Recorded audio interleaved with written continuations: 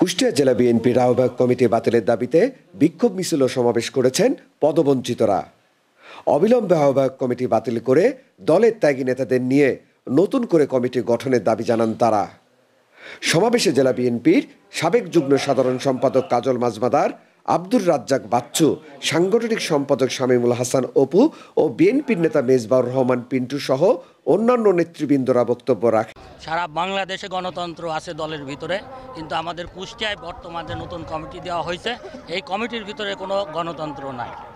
এই যে কমিটি দেওয়া হয়েছে সমস্ত কর্মকাণ্ড তারা পকেট কমিটি করা হয়েছে এবং তারা যেভাবে এই দল চালাচ্ছে কুষ্টিয়াতে, তাদের ব্যক্তিগত, তাদের ইচ্ছা মতন, তাদের আত্মকেন্দ্রিক, তাদের লোকজন দিয়ে কয়েকটা জায়গায় কমিটি দিয়েছে। এটা আপনারা আসেন, আপনারা তদন্ত করলেও দেখতে পারবেন, তাদের নিজস্ব মানুষজনকে দিয়ে এই কমিটিগুলো ঘোষণা করা হয়েছে।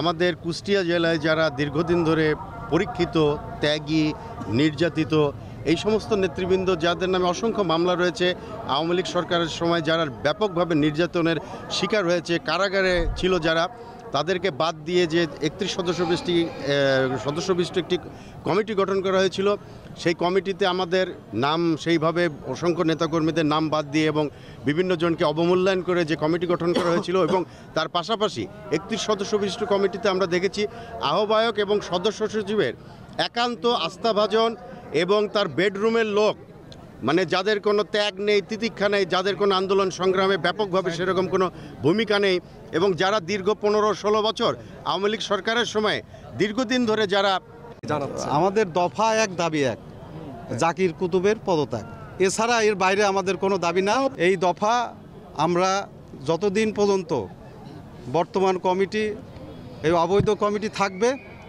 ততদিন পর্যন্ত আমরা রাজপথে থাকব এবং রাজপথে আন্দোলনের মাধ্যমেই আমরা মনে করি এই কমিটি বাতিল হবে। কুষ্টিয়াতে যে 31 সদস্য বিশিষ্ট আহ্বায়ক কমিটি করা হয়েছে, আমরা চেয়েছিলাম দলের ত্যাগী নেতাদের নিয়ে একটি কমিটি হবে, কিন্তু এখানে একটা পকেট কমিটি করা হয়েছে। এই কমিটির আহ্বায়ক, যুগ্ম আহ্বায়ক তাদের মন মতন কমিটি করেছে এবং কিছু বিরোধী দলীয় দোসররাও ঢুকে পড়েছে আওয়ামী যারা ওই সময় ছিল তাদের সঙ্গে। আমরা তাদেরই প্রতিবাদে আমরা কেন্দ্রকে জানাতে চাই এই কমিটি অনতিবিলম্বে বাতিল করে ত্যাগী নেতাদের নিয়ে নতুন একটা কমিটি করে কুষ্টিয়াতে বিএনপিকে শক্তিশালী করার জন্য, যেহেতু কুষ্টিয়ার মাটি বিএনপির ঘাঁটি। বুধবার শহরের ইসলামিয়া কলেজ মাঠ থেকে বিক্ষোভ মিছিল বের করা হয়। জেলা বিএনপির সাবেক যুগ্ম সাধারণ সম্পাদক কাজল মাজমাদারের নেতৃত্বে মিছিলটি শহরের প্রধান সড়ক প্রদক্ষিণ শেষে মজমপুরে সংক্ষিপ্ত সমাবেশ করে। অবিলম্বে আহ্বায়ক কমিটি বাতিল করে দলের ত্যাগী নেতাদের নিয়ে নতুন কমিটি গঠনের দাবি জানান তারা। সনি আজিম, গ্লোবাল টেলিভিশন, কুষ্টিয়া।